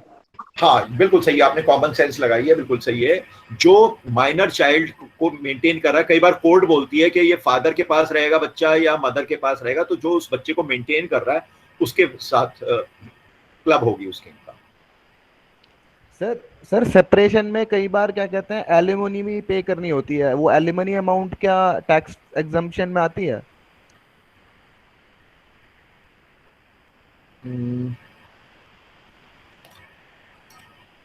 ये आपने बड़ा अच्छा क्वेश्चन तो पूछा है। मैं एक मिनट, ये इसको मुझे थोड़ा सा गूगल करके देखना पड़ेगा। एलिमनी, कमलेश ऐसे क्वेश्चन पूछ रहा है, कुछ चल रहा है क्या? एलिमनी गिवन भाई और अभी तू अपनी आवाज भारी कर, पहले मुझे स्पाउस आवाज से बड़ा है ये बात। comes under exempted income। देखिए इनकम टैक्स जो है ना बड़ा ब्रॉड है। ये इनकम टैक्स में एक एक चीज, ये देखो ये आया है therefore, ये ऊपर से मैं पढ़ रहा हूँ, सबसे ऊपर जो आता है ना, therefore the amount that you would receive at alimony would be tax free। जो रिसीव है वो तो टैक्स फ्री है। In recommendation submitted to the Punjab and Haryana high court and the law ministry, the law panel has recommended against granting such an exemption in its report prospects for exempting income arising out of maintenance money of the minor। आगे और पढ़ते हैं। Business today का एक article है, ये alimony earned after divorce, is it taxable और non taxable? अच्छा, आपने पूछा जो हस्बैंड ने दी है वो उसको एग्जेम्पशन मिलेगा या नहीं मिलेगा? यस सर, बात तो वही है। एक मिनट, हाँ इसमें एक मिनट यही वाला पढ़ लेते हैं, शायद इसमें कुछ मिल जाए। Money today, no escaping tax not लिखा है, 2013 का है, एक 2020 का भी है, नीचे लिखा था ये 2020 का।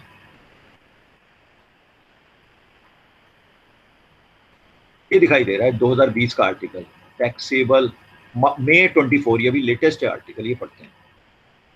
एक और है जुलाई 27 का, ये तो और भी ज्यादा लेटेस्ट है, एलिमनी इन इंडिया टैक्सेबल। इसमें लिखा है कि the world we live in is constantly changing, with each passing day advancements are made in the field of so and so. The word divorce is just something unthinkable. With the advent of women getting access to better awareness of fundamental, more and more women. Alimony. When a divorce, a court may direct the spouse to pay the other in the form of spousal payments, also known as alimony, which is granted under Hindu। नहीं sir, taxable नहीं है। Achha, these alimony payments are to be made based on the directive of the court. In most cases, what happens is that one spouse may have given up a promising career so that the family could be supported. So types of alimony, क्या कह रहे हो? Separation alimony है, पहले तो इन्होंने explain किया permanent alimony. अरे यार ये तो बड़ा लंबा आर्टिकल है। टैक्सेबल रेट ये है, इसमें लिखा है there is no specific provision of the income tax act that governs the taxability of alimony. The taxability boils down to how the payment is made. Past judgment, actually judgment के basis पे लिख रहे हैं। In the scenario, help us better gain. In case of a lump sum payment of alimony, here the alimony is treated as a capital received, अगर lump sum किसी को मिला है, and therefore the provision of income tax do not apply. Hence it is not treated as income and is not taxable. Okay. In case of recurring payments of alimony, alimony in this case is considered as a revenue received. Therefore, it is treated as income that is taxable in the hands of the recipient. Nevertheless, it needs to be noted that the person who makes the payment of alimony may not claim any sort of deduction against income. ये देखो यहाँ clear हो गया, इसने pay किया है, he can not claim any sort of deduction against the same. और जिसको रिसीव भी हुआ है उसका रेवेन्यू रिसीव्ड है, it is treated as income that is taxable in the hands of the recipient. तो दोनों के लिए देयर इज नो रिस्पाइट। ये चीज है। अभी फिलहाल तो अभी हम यहीं पर इसको, ये हमें आंसर मिल गया, बाकी और भी है इसके डिटेल। अगर उसको प्रॉपर्टी मिली है जैसे through asset other than cash, तो इसमें क्या रूल है वो हम बाद में इसको हम पढ़ लें, ठीक है। तो इसमें कभी कोई डिडक्शन नहीं है। Yes sir. यार एक ना केस हुआ था मेरे को अभी याद आ रहा है, ये एक मैंने अभी न्यूज़पेपर में केस निकला था कुछ दिन पहले। एक हस्बैंड था,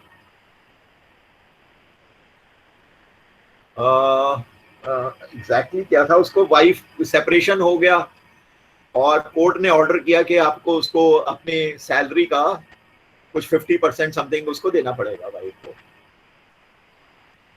तो समथिंग लाइक दैट, उसने पता नहीं क्या, कहीं सैलरी थी कहीं थी, उसने सैलरी उठानी बंद कर दी। उसने कहा मैं 1 रुपया लूंगा, रोज का 1 रुपये का 50% ले ले तू, समथिंग लाइक दैट। ऐसा मैंने कुछ सुना था, उसमें पढ़ा था। वो उसको हस्बैंड को अपने घर से कोई, वो घर में अपनी जॉइंट फैमिली में रह रहा था, उसने कहा ठीक है, उसकी अपनी इनकम उसने शो ही नहीं की। जहाँ सैलरी उठा रहा था उसने, मैं उठा ही नहीं रहा सैलरी, मैं काम करता रहूंगा जब तक। उसने अपनी वाइफ को, तो उसके बाद फिर कोर्ट में ने उसको बड़ी जबरदस्त फटकार लगाई, बोले कि ये क्या आपकी बदतमीजी, आप जानबूझ के, इसके पीछे आपकी इंटेंशन लगती है कि मेरी वाइफ को ना मिले उसको, जो एक्स वाइफ है, एस्ट्रेंज्ड वाइफ है। तो ऐसा भी मैंने केस न्यूज़पेपर में पढ़ा था। ये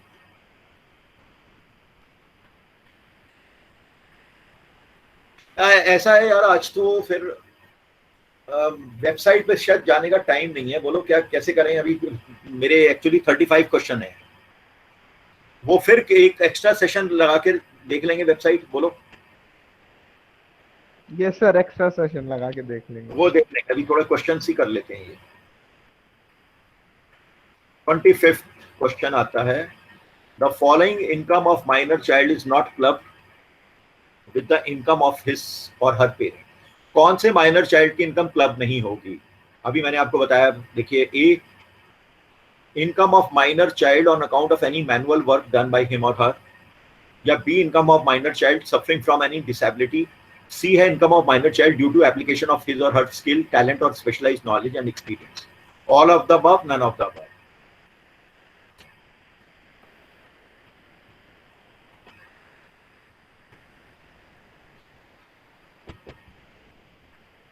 आई थिंक आप इसको 1 मिनट क्वेश्चन देखिए, सोचिए।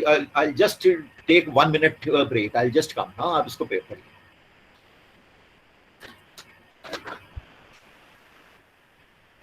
सी।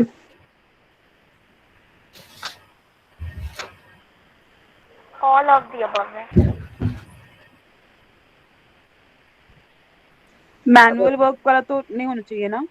नहीं, और रवि मैनुअल कहाँ गया माइनर तू? चाइल्ड मैनुअल सब होगा, ऑल ऑफ और द डिसेबिलिटी। अबव। और डिसेबिलिटी वाला भी होगा।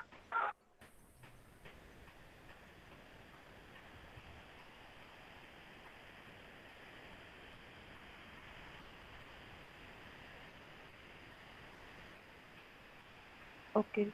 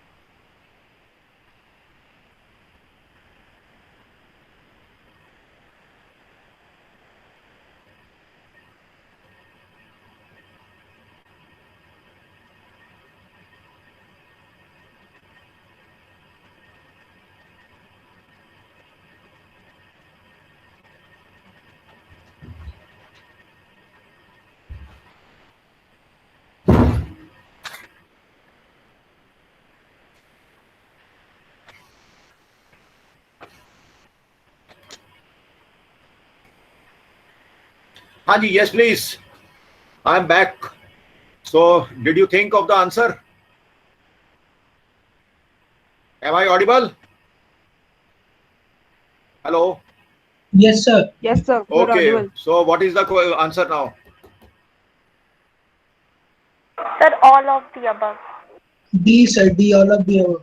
Correct correct, all of the above, because first है तो मैंने आपको बताया, चाहे उसने अपना मैनुअल वर्क किया है, सी है, या अपनी स्किल, अपने टैलेंट की वजह से, अपनी स्पेशलाइज्ड नॉलेज की वजह से बच्चे को ने पैसा कमाया है। और बी भी के लिए भी एक प्रोविजन किया गया है, क्योंकि डिसेबिलिटी के लिए हमारे इनकम टैक्स क्लॉज में ना बहुत सारे बेनिफिट्स दिए हैं डिसेबल्ड लोगों के लिए। तो अगर कोई चाइल्ड, माइनर चाइल्ड डिसेबल्ड है और आप उसके नाम पे पैसा कर रहे हो, अलग से उसका अकाउंट बना रहे हो जिससे कि बड़ा होकर के उसको प्रॉब्लम ना हो, तो उसके लिए गवर्नमेंट ने has got lot of empathy for them. तो this will not be clubbed, this money, because this is for the future of the minor child suffering from disability, then it will not be clubbed, right? So all of the above. तो देखिए हमने ना नए नए rules पता चल रहे हैं इनसे। Question number 26 says that loss from house property can be sought off. ये हमने कल पढ़ा था। हाउस प्रॉपर्टी का लॉस, हाउस प्रॉपर्टी का मतलब है कि वो रेंटल इनकम, जब भी हमारा हेड आता है इनकम फ्रॉम हाउस प्रॉपर्टी, इसका मतलब यही है कि रेंटल इनकम को हम सेट ऑफ किसके साथ कर सकते हैं, सैलरीज, बिजनेस, कैपिटल गेन्स, या all of the above? None sir, क्योंकि इसमें है ही नहीं वो। नहीं यार, ऑल ऑफ द अबव था, हमने पढ़ा था कि it can be set off against either salaries और बिजनेस और कैपिटल गेन्स। इसका आंसर है ऑल ऑफ द अबव। ये सिर्फ हाउस प्रॉपर्टी में इंटर हेड ट्रांसफर आप सेट ऑफ कर सकते हो, इंटर हेड सेट ऑफ। बाकियों में तो ज्यादातर लोग जैसे कैपिटल गेन को कैपिटल लॉस के साथ ही कर सकते हो, वो उसमें सिर्फ इंटर हेड, सॉरी उसमें इंट्रा हेड अलाउड है, इंटर हेड अलाउड नहीं है। बट हाउस प्रॉपर्टी में आप सैलरीड हो और आपकी कोई, आपने प्रॉपर्टी बनाई हुई है, किराए पे चढ़ी नहीं वो, और उल्टे आपको तमाम वाइट वॉशिंग करानी पड़ रही है, उसका म्युनिसिपल टैक्स देना पड़ रहा है, उसकी रिपेयर करानी पड़ रही है, मेंटेनेंस में पैसा देना पड़ रहा है, तो लॉस हो गया ना। तो आप सैलरी के साथ अपनी उसको लेस कर सकते हो, उतना जो लॉस हुआ। तो सिमिलरली बिजनेस के साथ भी सिमिलरली आप सिर्फ कैपिटल गेन के ऊपर बैठे हो, कोई बंदा है सिर्फ कैपिटल गेन, सिर्फ शेयर्स में इन्वेस्ट करता है, और उसकी हाउस कई प्रॉपर्टी है, चाहे कमर्शियल प्रॉपर्टी है, उसमें लॉस भी तो हो सकता है ना। रेंट मिला नहीं या रेंट पे चढ़ाई नहीं, और उसके रेंट पे चढ़ी भी नहीं है, कई प्रॉपर्टी होती है कई कई दिन खाली रहती है। अब अभी दिल्ली वगैरह में, बॉम्बे में, बेंगलोर में लोग घर अपने अपने होम टाउन चले गए, उनकी प्रॉपर्टियां खाली पड़ी हुई हैं, तो लॉस ही तो होगा उनको, और क्या होगा। और ऊपर से मेंटेनेंस मांग रही है प्रॉपर्टियां, तो इसमें अलाउड है किसी भी हेड के साथ आप उसको लॉस को एडजस्ट कर सकते हो। ठीक है जी।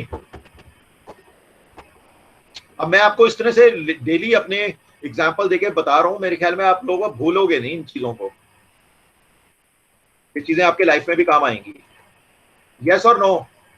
Yes sir. Yes sir.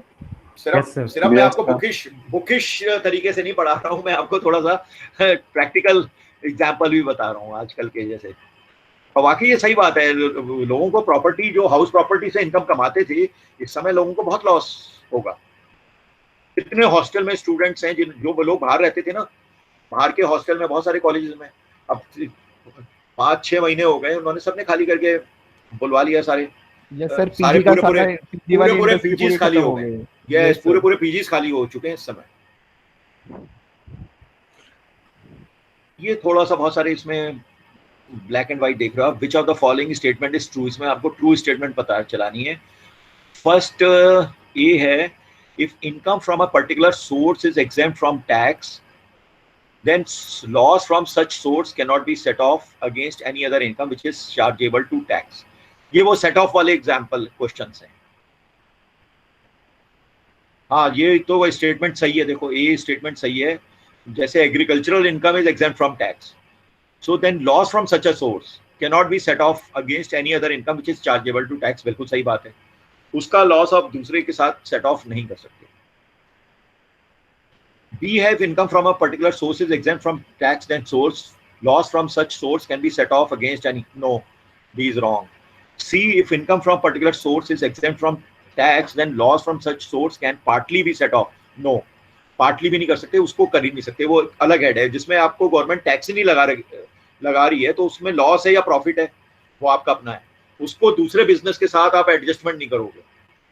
आपका एग्रीकल्चर भी है और आपकी शहर में कोई दुकान भी है, तो एग्रीकल्चर में आपने लॉस दिया है और दुकान के प्रॉफिट के साथ आप उसको एडजस्ट कर रहे हो नहीं।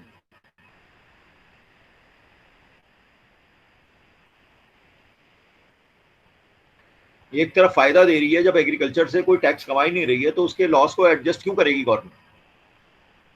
जब प्रॉफिट में पैसा नहीं ले रही है तो लॉस पे भी आपको कोई बेनिफिट नहीं देगी उसमें। ठीक है जी, this is the logic behind the rule of the government. अब आता है 28th question, the process of adjustment of loss from a source under a particular head of income against income from other source under the same head of income is called,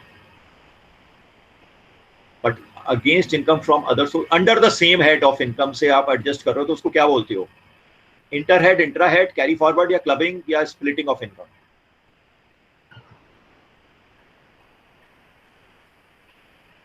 adjustment of loss या set off loss और set off? Intra head होगा sir. Sir intra head होगा। Intra head of adjustment, correct. B, same head of income में, यानी capital gain को capital loss के साथ, business loss को बिजनेस इनकम के साथ, तो हो गया सेम हेड। हाँ, हाउस प्रॉपर्टी को हाउस प्रॉपर्टी के साथ, so that is intra head.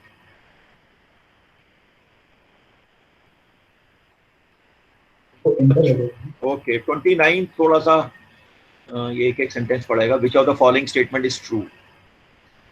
A, while making intra-head adjustment of loss, short-term capital loss cannot be set off against long-term capital gain. ये बड़ा कम से कम 5-6 नंबर का क्वेश्चन है ये, अगर किसी ऐसे कॉम्पिटिटिव एग्जाम में करोगे तो। while making intra-head adjustment, यानी intra-head means within the same head, short-term capital gain loss can not be set off against long-term capital gain. Wrong. Short term capital loss जो है वो लॉन्ग टर्म के साथ भी एडजस्ट हो सकता है गेन के साथ, और शॉर्ट टर्म के साथ भी हो सकता है, तो ये गलत हो गया। ए। बी पे जाते हैं, ऐसे करना चाहिए आपको क्वेश्चन। बी कहता है while making intra head adjustment of loss, short term capital loss can not be set off against short term capital gain. ये भी गलत है। शॉर्ट टर्म को शॉर्ट टर्म के साथ भी कर सकते हैं और लॉन्ग टर्म के साथ भी कर सकते हैं, तो ए और बी दोनों गलत हो गए। सी, while making intra-head adjustment of loss, short-term capital gain can be set off against short-term as well as long-term capital gain. Yes, this is correct. C correct है। D भी देख लेते हैं। while making intra-head adjustment of loss, short-term capital gain can only be set off against. No, this is also wrong. So only C is correct. ठीक है? Should we go proceed further? Yes sir. Question number 30th. ये कहता है while making intra-head adjustment means within the same head, loss from the business of owning and maintaining race horses can be set off against dash only. Select option. Winning from lotteries, crossword puzzles. Sir C बिल्कुल अब याद है। Same business को मैंने बताया था ना कल भी, मैं ये बोला था, मैंने कहा ये है तो अजीब सा रूल, क्योंकि एक हॉर्स रोसेस का एक बिजनेस सी होना बहुत बड़ी बात है। बहुत बड़ा करोड़पति होगा जिसका इतना बड़ा बिजनेस होगा, इतने बड़े बड़े फार्म हाउस होंगे जिसमें घोड़े पाल रखे होंगे, उसने उसको रेस हॉर्सेस बनने की तैयारी कर रहा होगा, उसका दूसरा भी बिजनेस ऐसे ही हो, उसके साथ एडजस्ट करे, बट रूल बनाया हुआ है गवर्नमेंट ने। तो इससे याद आ जाएगा आपको यार कि उसी के साथ एडजस्ट कर सकते हो आप इस बिजनेस को। 31st, देखिए 35 ही क्वेश्चन हैं अभी मेरे पास। 31st क्वेश्चन भी, अरे बड़ा सारा, बड़े लंबे लंबे है इसमें स्टेटमेंट दिए हुए। हाँ, इसका एनीवे आंसर है लॉस। इसका एक्चुअली क्वेश्चन क्या है कि बिजनेस एंड प्रोफेशन के लॉस को आप तभी एडजस्ट कर सकते हो, सेट ऑफ कर सकते हो, जब आपने ड्यू डेट से पहले अपनी रिटर्न फाइल की हो। ये मैंने दिया हुआ है। तो पहले में क्या है, इज नॉट फर्निश्ड, तो ये गलत हो गया। बी है इज फर्निश्ड ऑन और बिफोर द ड्यू डेट, तो ये सही है मेरे ख्याल में। और सी में क्या दिया हुआ मैंने, is not furnished only for 1 year, नहीं, तो ये सारी गलत हैं, सिर्फ बी सही है। बी स्टेटमेंट में पढ़ देता हूँ। Loss under the head profits and gains of business और profession can be carried forward only if the return of income or loss of the year in which loss is incurred is furnished on or before the due date of furnishing the return as prescribed under section 139 subsection 1.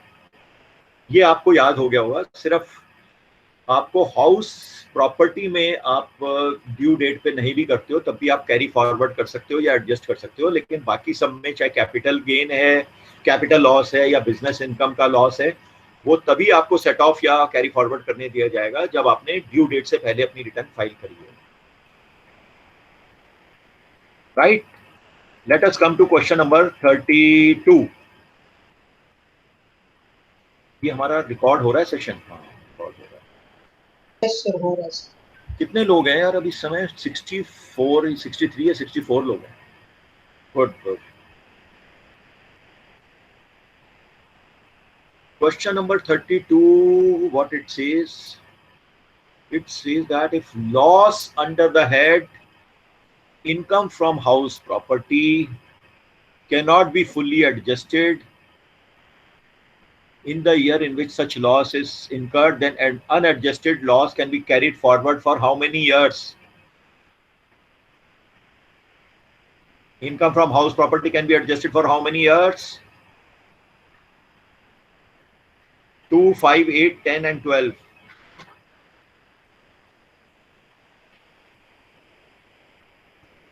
This is also 8 years. Remember, this is also 8 years तक आप इसको carry forward कर सकते हो. Correct? Okay sir. 8 years.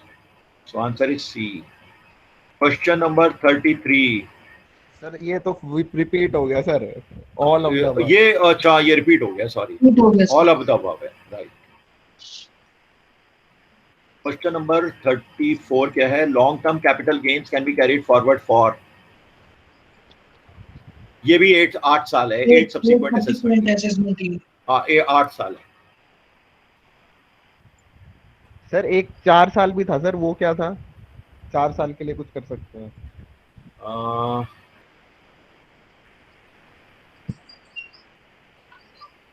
4 years वाला कौन सा था?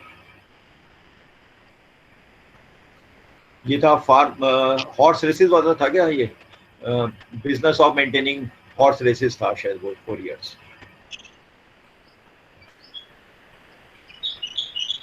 Business of maintaining horse races था 4 years. और 35 AD के जो बिजनेसेस हैं जिसके अंदर आपके कोल्ड स्टोरेज आते हैं, जिसके अंदर अब warehouses for agricultural products आते हैं या हाउसिंग प्रोजेक्ट्स आते हैं, वो अनलिमिटेड टाइम का था. irrespective of the years, you can carry it forward. 35 is a business loss can be carried forward and set off in the subsequent years if that business.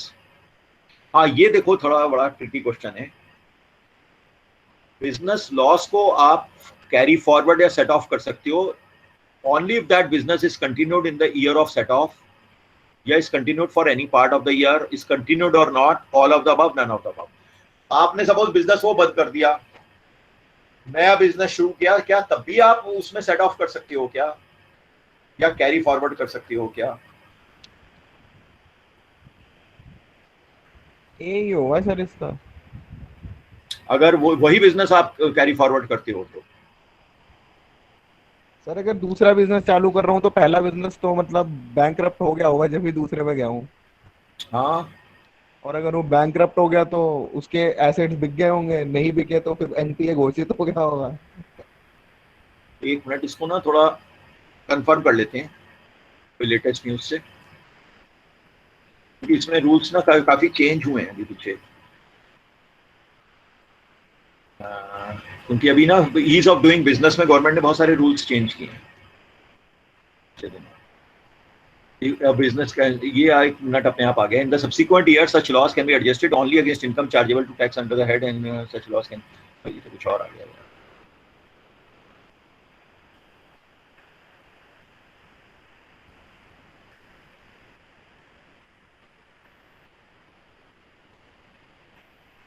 At random देख रहा हूँ ये क्या है.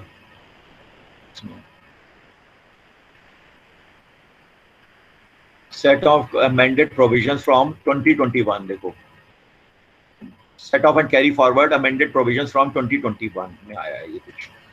Set off and carry forward of losses amended from 2021, ये जो भी चल रहा है। There are 5 heads of income, every person is loss to be adjusted for.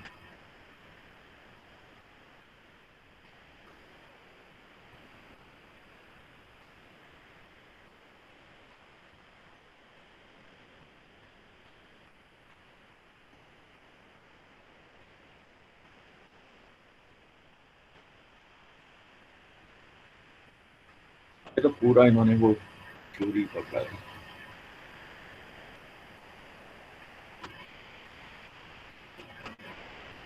Anyway देखिए अभी ये थोड़ा पूरा पढ़ना है, लेकिन जहां तक मेरा है, मैंने इसका जो आंसर दिया हुआ है, मैंने कहीं पढ़ा हुआ है, ये इसमें लिखा हुआ है इज कंटिन्यूड और नॉट। सी ऑप्शन मैंने उसमें पढ़ा है कि क्योंकि अगर आप अपने आप को दिखाते हो कि मैं उसके अंदर मेजर पार्टनर था एक बिजनेस में और आप दूसरे बिजनेस में जा रहे हो, तो उसमें आपको ये प्रोविजन दिया है कि आप थोड़ा सा उसमें एडजस्ट या कैरी फॉरवर्ड कर सकते हो, subject to certain terms and conditions होगा वैसे।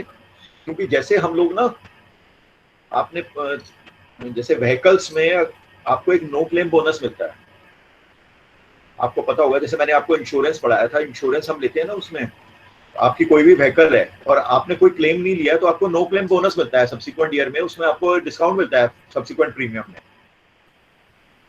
तो उसमें इंडिविजुअल के ऊपर मिल रहा है। मैंने सपोज वो गाड़ी बेच दी है, तो अगर मैंने नई गाड़ी भी खरीदी है तो वो मेरा उसके अंदर कैरी फॉरवर्ड हो जाएगा, वो जो मेरा नो क्लेम बोनस है।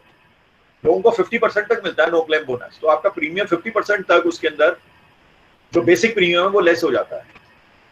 तो that is for your driving habits. तो ये जो मैंने पढ़ा है, बाकी इसको नए उसके से हम और चेक कर लेंगे, लेकिन फिलहाल जो मैंने आंसर दिया हुआ है इसका, तो इसका सी है, वेदर इट इज कंटिन्यूड और नॉट। तो ये एक बेनिफिट उसको ओनर को मिलता है बिजनेस लॉस का। तो आपको अगर मैं ये क्वेश्चन देता हूं तो आप इसका आंसर लिखना सी, कंटिन्यूड और नॉट। इसमें कुछ of course terms and conditions हैं, मैं जानता हूं, बट ऑब्जेक्टिव टाइप क्वेश्चन में हमने अभी वो टर्म्स एंड कंडीशंस नहीं दी हुई है। तो एज सिंपल इसको आप है, ये प्रोविजन है हमारे लॉ में बिजनेस उसके लिए, फर्म्स के लिए, right.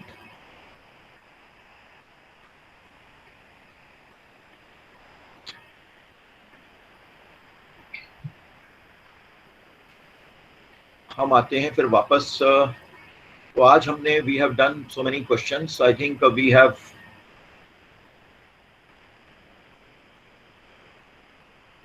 so in a sense you can say it was a sort of revision also of some of the concepts, and maybe some of the concepts were new also. So through these questions, you know, it gave me an opportunity to discuss some basic new concepts also.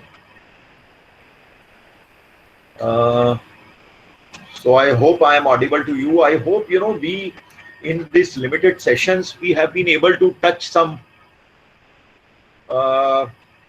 points regarding taxation. So I hope that I have not made you taxation expert. We cannot make just by studying one subject, and that too it was a short credits subject. But I hope that, you know, that this some basic knowledge will help you in your future career. I want to know your comments, quick comments.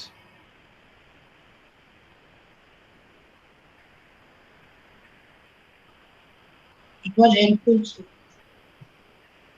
तो थोड़े से input से मैं समझता हूँ थोड़ा फायदा तो हुआ होगा आप लोगों को, और आप Yes, इसको कैरी करके जाएंगे। तो चलिए विद दिस होप, और मैं लेट अस ट्राई, अगर एक दो सेशन और बीच में मिलते हैं इसके बाद में, तो लेट अस ट्राई। देखिए I can not assure you, but एक या दो सेशन अगर और मिलते हैं तो थोड़ा सा और हम लोग पढ़ लेंगे कुछ, और हम आपके साथ गुफ्तगू कर लेंगे, कुछ और आपसे वार्तालाप करने का हमें अवसर मिल जाएगा। So any questions, any other doubts or any other comments from you are most welcome from you people.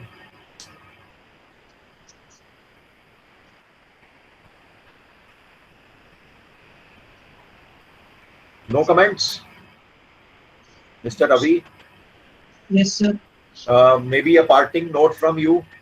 from any one of you about मैंने फिलहाल आपको जल्दी इन क्विक सक्सेशन आपको 2 सब्जेक्ट्स पढ़ाए हैं. Whether I have been able to do some justice to the course, to the learning outcome that I want to hear from you. I have not wasted a single minute out of the sessions. मैंने पढ़ाने में ही लगाए हैं आपको. Yes sir. Sir आपने पढ़ाया, अच्छा पढ़ाया है. बिल्कुल सर, प्रैक्टिकल लाइफ से हर चीज को सर एग्जांपल देके समझाया जो कि हमें लॉन्ग रन तक याद रहे सर. ये सब तो यूजफुल था सर, हमारे यूजफुल रहा सर. चलिए अच्छी बात है. बाकी आपका जो भी 2 टेस्ट हैं आपके मिड टर्म एंड टर्म, और इसमें अगर कुछ असाइनमेंट्स भी, क्योंकि हमें आपको असेसमेंट्स के लिए आप लोगों को थोड़ा सा परेशान तो करना पड़ेगा, कुछ असाइनमेंट्स भी देने पड़ेंगे, तो इकट्ठे ही आप लोगों को शायद करने पड़ेंगे. और हो सकता है आपको इसी की क्विज बना के आपको इनके क्वेश्चंस की आपको भेज दें. तो I hope you will do well, and I will send as I have been sending you presentation. इनके presentations भी I'll share with you, and I'll share you the video recordings also. अभी now I am ending the recording.